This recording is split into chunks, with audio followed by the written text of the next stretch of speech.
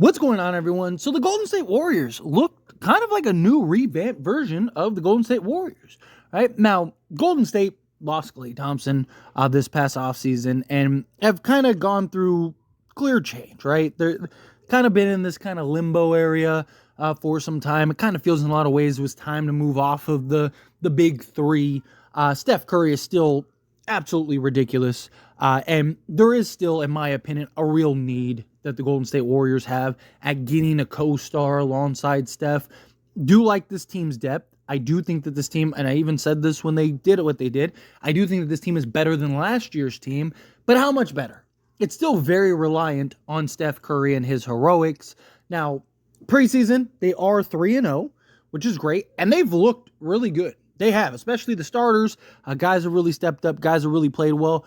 But again, preseason, especially once you get towards the back end of the game, especially with a team like the Warriors that are very deep, you're going into the deep benches, right? Like you look at the Sacramento game. Steph played 16 minutes. Draymond played 14. Gary Payton played 13. Kyle Anderson played 18. Right? Like you didn't play any of your key guys. Melton played 15 minutes. You go down the list, very few guys, the main core guys really only play a handful of minutes. So it's really just the bench and the depth of the Warriors that are helping to push. But in the games that you have seen from guys, even Buddy Hield and stuff has been fantastic. Buddy Hield in particular has really stood out. He just, as a shooter, he really fits the play style and the type of offense that the Warriors run. Right? It just, if anybody's going to benefit from it, it is going to be Buddy Hield.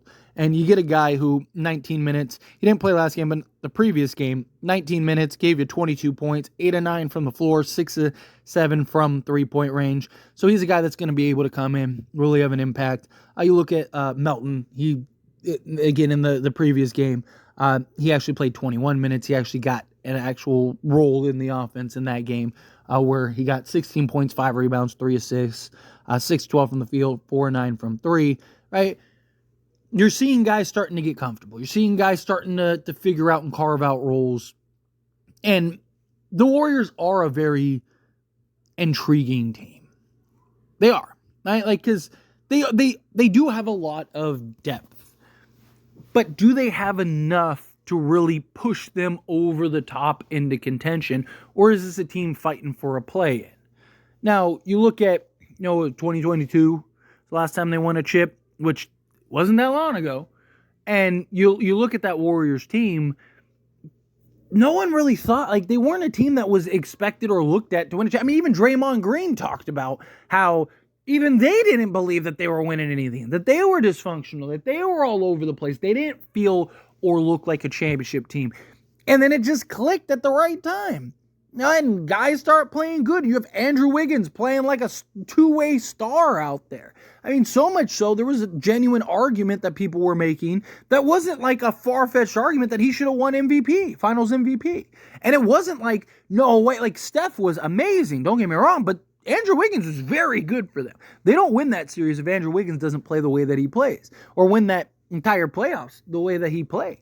So, you never really know. Get the kind of pieces to kind of fit and things start taking off. And if guys like Buddy Hield can maybe be more consistent than like Klay was, and then you do have better overall depth. You got a little more versatility. You got guys like Kyle Anderson that can kind of be that Swiss Army knife type guy for you out there on the basketball court. Steph is still Steph. He's still going to do Steph Curry heroics. Still going to be amazing. Still going to be incredible. He's always going to keep you in the conversation. You got Draymond Green, who is still a absolute, for his age and just, the decline and all that stuff you hear, he still is such an impressive and versatile defender, man. He just blows up so many plays. He just impacts the floor so well on the defensive side of things.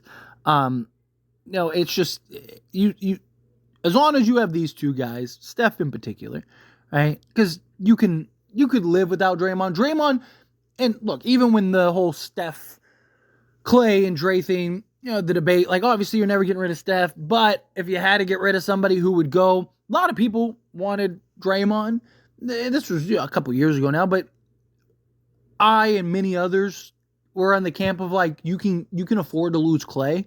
Draymond just gives this team the toughness, the leadership. I know with the Jordan Poole incident, not so much, but he is the toughness, the leadership, the defense, what he provides, the system in a lot of ways, right? Like Draymond, it was more important to this team than Klay was, and now you have Steph and you have Draymond, and you have a lot of just very good talent, versatility, and depth, but they don't have that clear-cut second guy.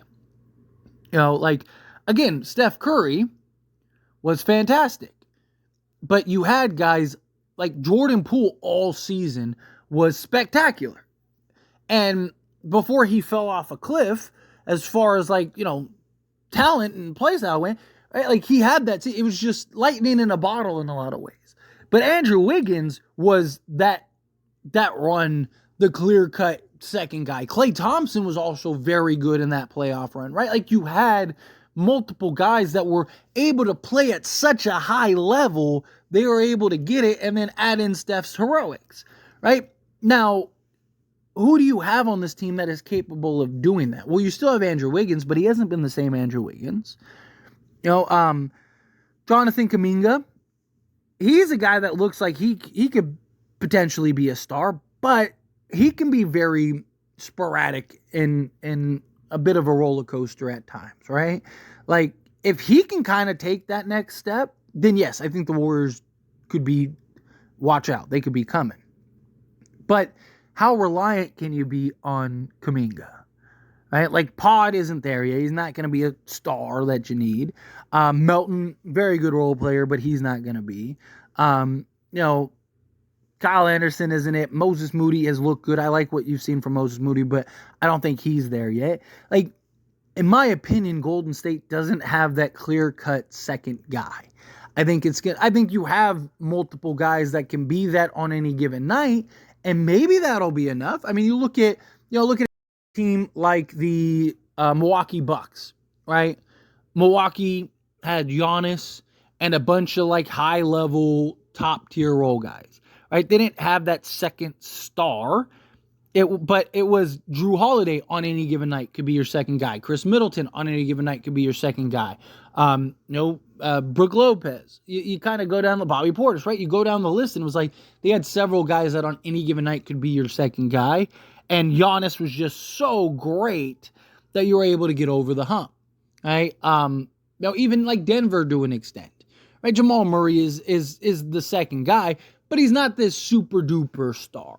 He's had moments, he's had stretches, but you have that one just unbelievably talented and gifted player, and then a bunch of, you don't have that other, this guy is another superstar, top 15 guy in the league type guy. You just have a guy that's very good in Jamal Murray, who on most nights is going to be your clear-cut second guy.